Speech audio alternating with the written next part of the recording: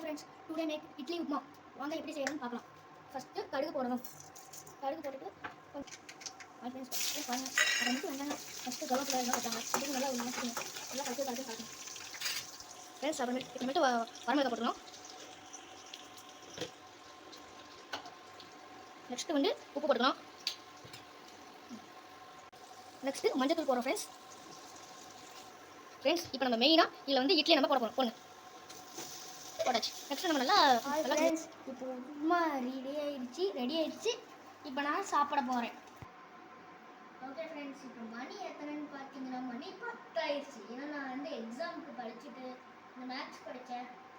அதனால் எக்ஸாமுக்கு படிச்சுட்டு கொஞ்சம் லேட் ஆயிடுச்சு. அதனால தான் இப்போ தான் சாப்பிடணும். இப்போ நான் சாப்பிட போகிறேன். எப்படி இருக்குன்னு பார்க்கலாம். ஃப்ரெண்ட்ஸ் உண்மையிலேயே அருமையாக இருக்குது. ஃப்ரெண்ட்ஸ் இந்த வீடியோ உங்களுக்கு பிடிச்சதுன்னா லைக் பண்ணுங்கள், ஷேர் பண்ணுங்கள், சப்ஸ்கிரைப் பண்ணுங்கள்.